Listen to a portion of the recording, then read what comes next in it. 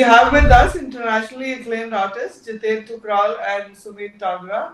With each exhibition, they push the envelope not only in terms of the medium but also by way of the issues that they tackle, from consumerism to abandoned INRI wives to agrarian crisis to environmental concerns. They have handled it all.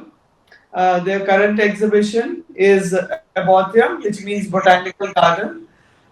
Thank you, Thukral and Tagra, and that's how they are known as. Thanks for talking to the Tribune.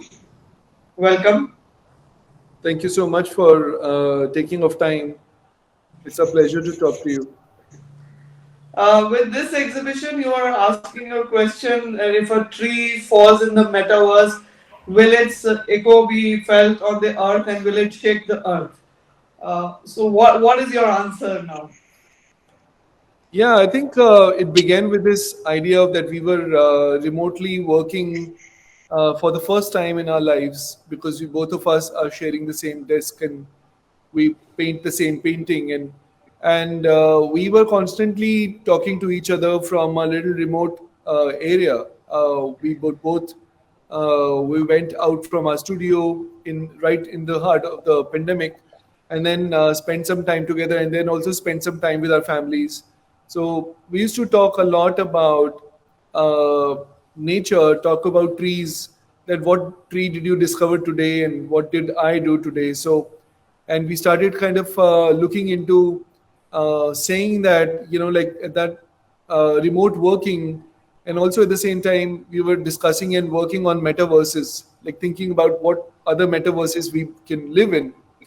So living like outside like a remote studio itself looked to us like a different verse altogether.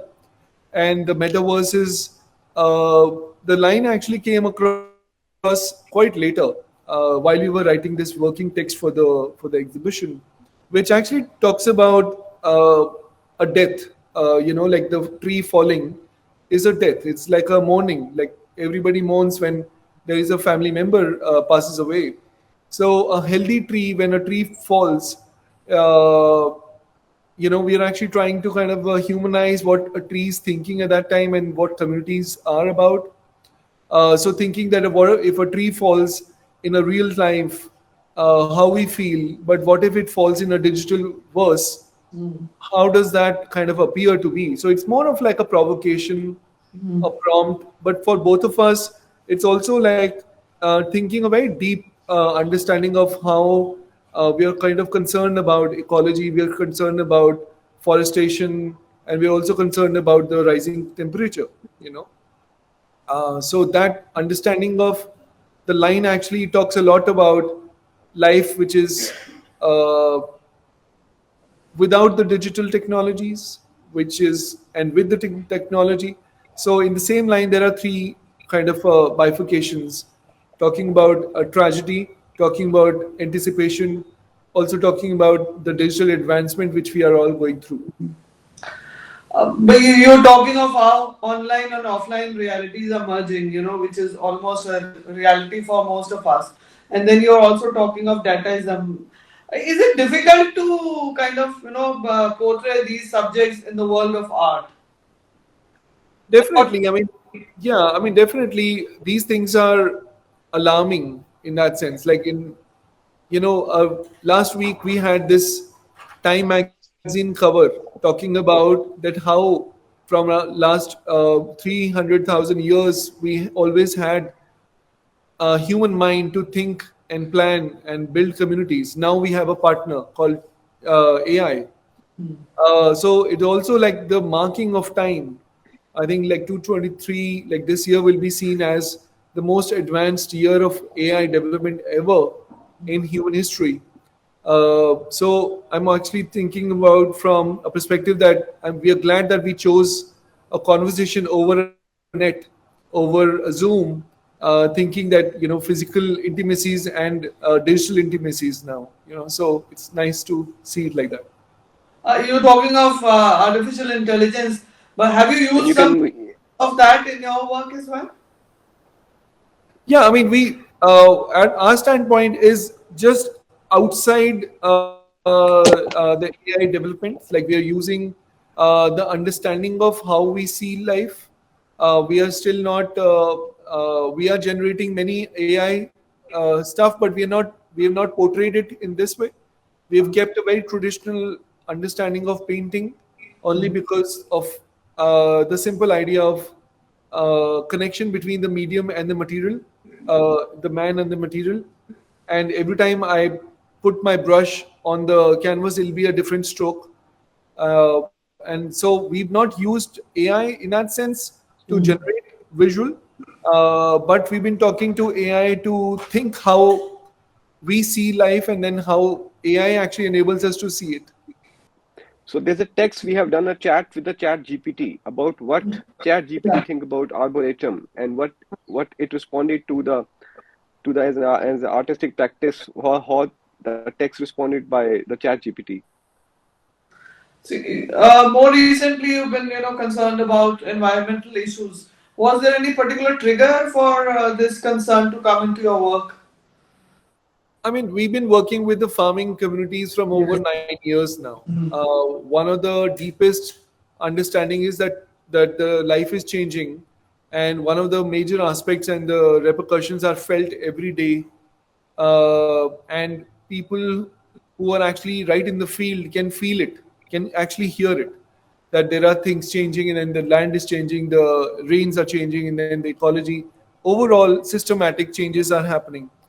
Uh, but I think it came out very triggering point when we were all locked up in the pandemic. I think it was very clear that it was visually very clear that the sky was more blue. The birds, we could hear the birds. We could see many things which we have Yeah. forgotten. You know, May have ignored earlier. absolutely. But from consumerism to agrarian crisis to now, environmental issues, how are your different, works connected? Is there a root somewhere in the previous exhibition, or each exhibition is a standalone event? No, everything is a product of the first iteration, in a way that we all have grown up understanding about what life is, and it allows us to build more. We evolve as human beings. We evolve like we were all children. We went to school and then college, and then we got married. Now we have children. So it's something very similar. Like everything has a very simple line curve. We were talking about migration, diaspora. We were talking about human values, bringing in. We were bringing in everyday life when we used to go and shop for our studio, for our homes, and then from there we started thinking about life in remote areas, and landed up sitting with family histories and farming communities. And from there we landed up into the pandemic. And you are just like you found yourself uh, in a space where you're actually trying to make sense of life, so every time we are doing something, we are sitting in the center of the space and thinking about it. But you paint, sculpt, you do installations, you even make films. I mean, the traditional notion of what an artist should be is changing very fast, and of course, both of you can take credit for changing it. But how much has the viewer changed? I mean, to be honest, we also viewers. There are people are ready for many like discursive environment.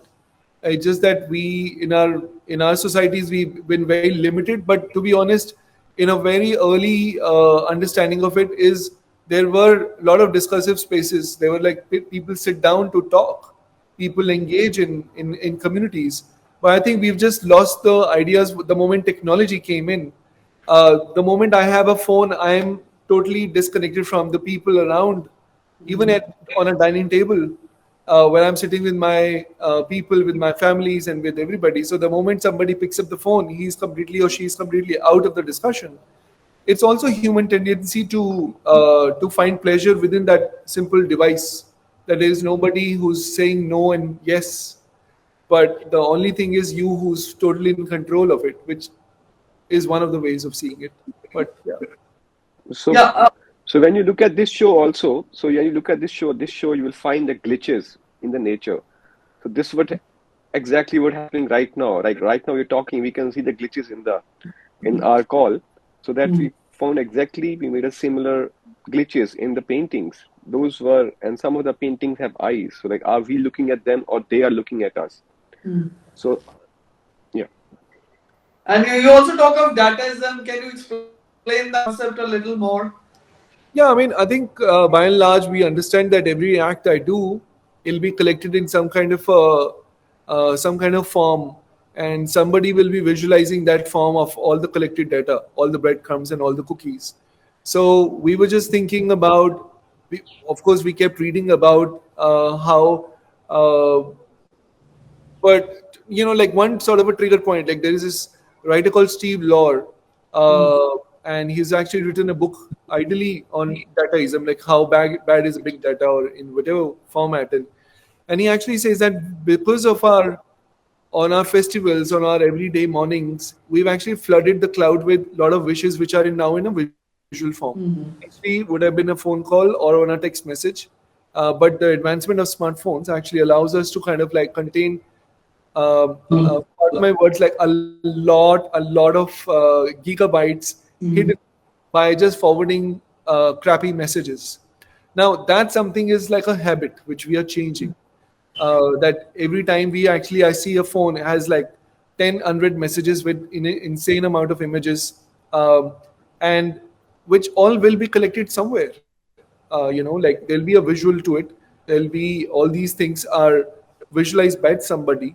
So we were thinking from the data from that aspect, but and we did one work called Mimesis, which is single slats, and we can take you there virtually. So yeah. So, but are you also drawing a parallel between the clouds in the sky and the iCloud? I mean, we've done a lot of clouds, and we love painting clouds. Right. Yes. And every time we paint a cloud, there is underlining to the idea of now what cloud would be or what it would have been in 1886 when Van Gogh painted a blade of grass.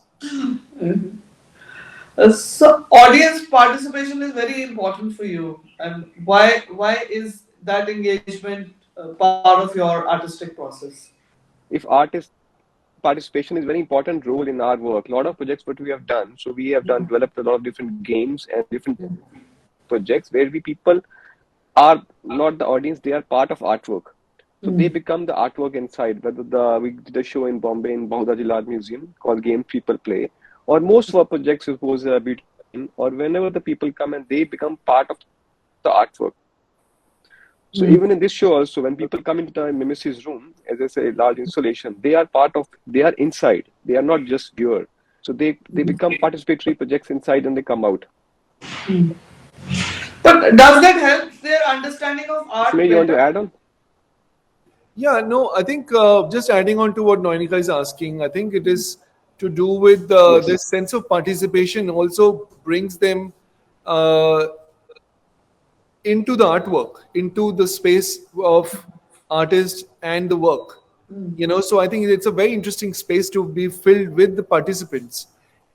And every time like when we actually make a work which is not a painting, but rather as a platform, what Jiten was saying that, when we actually create a structure of a work where the audiences are kind of completing the work, it just brings a lot of different dimensions to the body of work. So there are kinds of participation. There can be a simple a simple act where a person kind of completes by writing a letter to the work, or by filling the color, or by like, so there can be many ways of participation. No, but my question is that whether it enhances their understanding of the art, because art is generally considered very abstract, creation, especially in India. But this kind of participation makes them understand. I mean, they enjoy the process, of course, but do they understand the art and what you're trying to say? Yeah, I Do think they get the message more easily? I think it is to do with building an experience. A person experiences very differently, and it's a memory build up which is very different than just coming and viewing the work. But the moment I ask you to write something or kind of like bring yourself, reflect in a physical form, it just changes the way how people learn about art. And Jiten, you belong to Jalandhar, and you brought out many of the concerns of your home state in your work. Has there been an organic process? How did these issues, like be it the farmers or the NRI wives issue, how did they come into your work? See, if you look at it mostly, so everything is interlinked, as Sumir also mentioned earlier. So, like, if we when I was growing up, we picked up as a migration because one day we both as a want to go out of India. As a, like everybody was putting pressure on as a Punjabi family, when you will go out, like everybody is going out of India. So on the other part, when you start digging that, doing research, why they are going out? There is no industry, there is no jobs. Why they're not going out? Why they're going out? There is no good. They're not good earning good in the farming as such. So then there are a lot of things are happening. So when from coming from the migration to farming to the housewives to the suicide of farmers to coming to the research with the farmers are only a women farmers, then all were interlinked, even the environment, because everything is interlinked in that. So it was we never went to find the ideas. We ideas were coming to us because we were part of same society. We were living in the same society, and the problems we were facing. Even this show also just came in because we are part of living in a second life as a metaverse. What people are going through, they will be going through soon. So which people are already aware of it. So it's just a matter of time of couple of years. So like so things are changed. Things are going to change. But then this meeting of online and offline reality, do you think it's going to change? How is it going to impact the world of art, especially the world of physical art? Well, there is a like as you see, there are a lot of AI generated images which are flooding the market right now. You see, Yeah. I would actually, and of course, like the early element of technology brings a lot of embarrassments. When we look back our early post at Facebook in 2007, 8, 6, 7, 8, and then we see every family member will join Facebook, and then we will leave, and then we will move ahead. So as I mean, I don't know how the future going to be, but there'll be a lot of course correction. There'll be a lot of understanding. There's a lot of inclusive right now. It is not. It is going to become a very digital divide to begin with. That the accessibility issues, and also some people can use metaverses who have the gadget and the privilege to do it. Uh, and this is where it looks like it is completely structured in a very similar way. So we are very much wary about this understanding that how it's going to be when our kids grow up. But you also did a work on NFTs, right? Non-fungible tokens. Yeah, so NFT is a very interesting element because NFT does a file-based work with a particular unique code. Now, to understand that, there is one element which is so once you see the market attached to NFT, it becomes something else. But if you see a NFT in its own heart and soul, you see there is a web-based image, meaning that if I want to animate this painting, I can make it and now I can travel it through NFT. But Yes. otherwise, if I just make a video out of it, how many people can see it? So I'm interested in the core part of it. We are not interested in the market trend that you can make millions out of it. Like so, so for us, it's a natural transition to use NFT to a point, but also thinking that what all we can do with the image-based artwork. And Jiten, you are a product of Government College of Art, Chandigarh. If you look back, what was the most important learning of the institution, and how much would you have changed by now? See, art college because a very big learning part. You know why? Because that all four streams, there is no restrictions. Ki you can't go to this stream, you can't do this, you can't do this. So everybody, like even I was in applied, but I was used to go sit with the painting people. people, with the graphic people, with the sculpture part. So all the department, because the first foundation course is all mixed. So it's even unconsciously back of your mind, you keep learning about different techniques, different things. Even if you don't practice, but you know how we can do this, how we can do it. So that was a very easy for us. There's a big learning from art school. Like, okay, we can manage this thing, but applied was a very important part also for us because we both come from the communication design background. So we need to mix all the mediums. So it's not that we have a one medium, we only work with one medium. So we always make an open platform for even for ourselves. We can use any materials, you know. So art is, I mean, like it's a very dynamic vocabulary right now. Do we see more such dynamic things happening around it in future?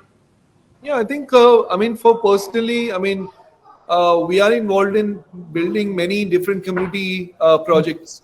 We have our interdisciplinary lab called Pollinator, which, as the name suggests, it pollinates through different cultural practices, brings them together, and it can be performative, culinary, or it can be a simple poetry, text interface writing.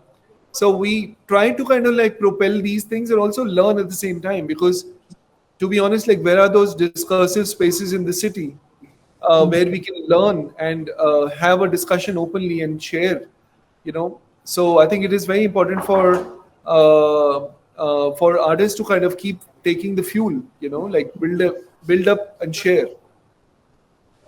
So we are in planning the project in Jalandhar, so not in Okay. Delhi. So, Uh-huh. but that's a future plan that's happening. It's on pipeline. But Please tell me a little more about it.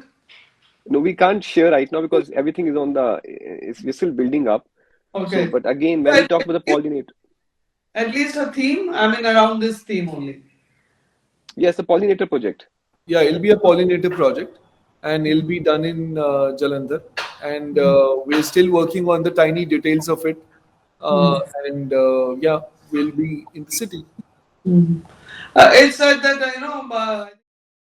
said that a poem is not for the listener and the painting is not for the beholder. But whom do you create your art?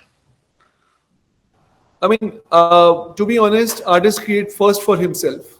To be honest, because there are certain questions which needs to be answered and asked at the same time while this entire connection of making work and building up for both of us.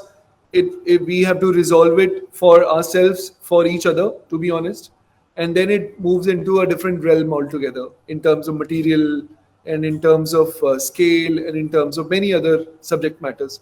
But the moment the work is dispatched from our studio, like right now, it has its own economy, it has its own body, and it'll grow in life, and it'll outlive us. So that's how we actually see it. Art is considered a very solitary exercise. So how do you optimize the power of the two? Of course, there are mood swings. You see, there are lots of benefits also, because I'm not alone, and he's not alone, and then there are lots of things. There are many. We all are also learning from each other how we grow together. It's been almost now what, it's 20th year of working together and showing in exhibitions. We know each other from last in 1997 we met, so it's been 26 years then. So yeah, I mean, every exhibition is something teaches us new, and every artwork is dear to us. But do you have artistic differences and how do you overcome them? That's why we work in many mediums. But as you said, you work together on the same painting. Uh, so one brush stroke by you and he could take objection probably. Yeah, so we have this thing of photorealism. Uh, Okay. so you know where to reach and he knows where to start from. So, and it is very interesting that how we've been saying, while we were painting this thing, that you breathe each time you paint a leaf. So each, so that you have because in this one, we had to make a very straight line, and it was very hard to make a straight line with a brush. So you have to basically stop your breath and hold it so that the line comes as straight as possible. But you also ask a lot of questions through your artwork, whether this one for farmer is a wrestler. I think there were about 250 questions that you posed. Do you get answer? Do you think the purpose of art is only to ask questions or also to get some answers? I think See, as an question. artist is agency. Yeah. Jitin, go ahead. So artist is agency has to put a question on public. So it depends on like how they take it, and is it that, as you mentioned, it's open.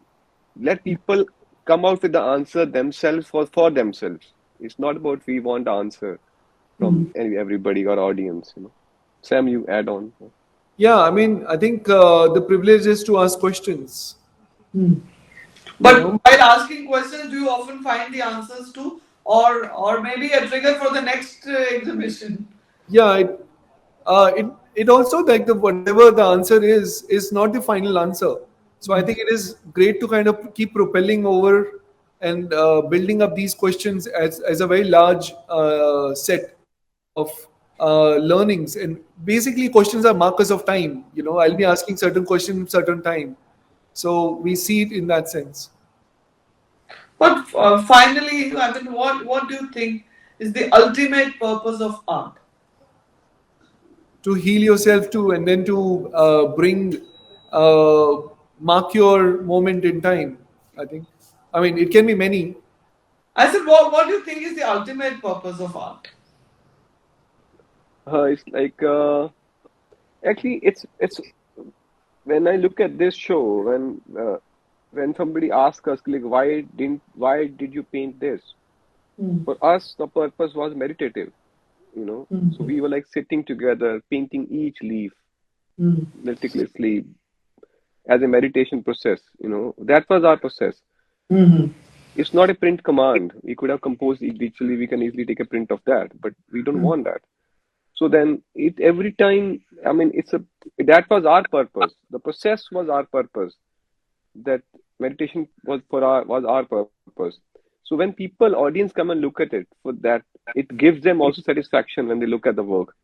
So we want that to come out, and we were able to achieve somehow. I don't know what people think about it. Yeah. You exhibited at prestigious international galleries, all over the world. Any difference in audience perception vis-a-vis India? Yeah, I mean, the only differences are that when we are actually exhibiting it in Europe, there is a European understanding to see the work. There is a different lens altogether. They also see us, people coming from India and doing this kind of a work, of course. And then if somebody knows a little more about the geography and the politics of it, it is definitely seen through that angle. In here, we don't really, because we are in the thick of it, like sitting here in Chhatarpur in New Delhi and then talking to you is a very different meaning altogether for body of work, since the audiences also are aware of our work, and it is come in a, it belongs to a studio, like it has come in here. So yeah, I mean, I think the viewfinders changes the moment we take the space, take the exhibition in any context. So for sure.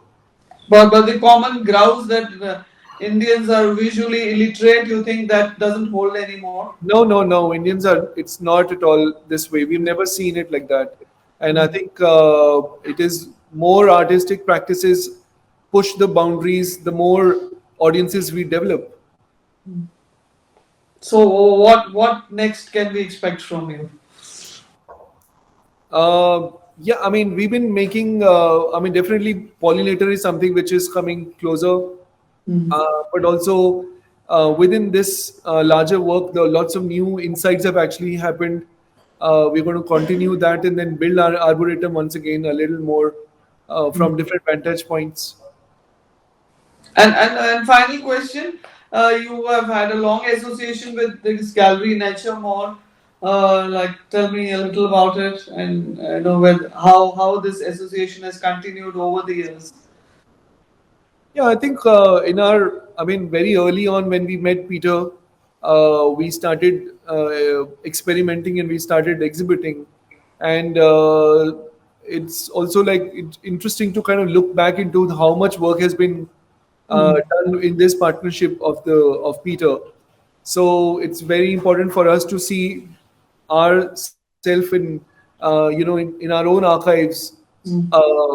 But I mean, it also allows you to kind of think in that sense. Like it'll give you a good time to think. I think this exhibition we took almost a year and a half to paint, and while we were actually doing so, we got to know that this is the timeline which we have to finish.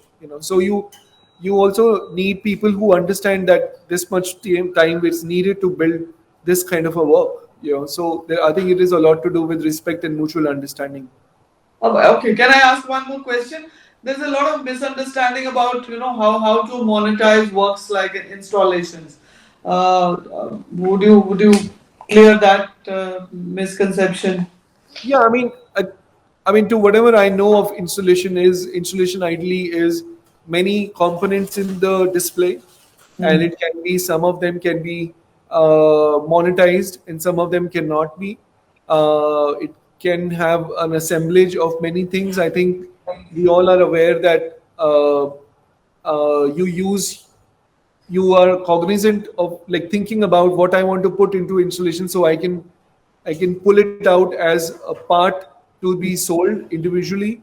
I think it is only this system. Definitely, whenever we have done an installation, we have not sold everything.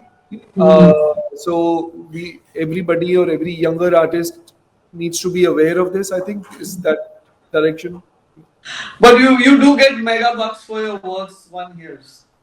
Well, I think it's been 20 years of making, so I think and the time devoted. So I think it is just that. Right. Okay, thank you so much for your time. And if you can run me through the exhibition. Thank you, Jiten, and thank you, Sumir.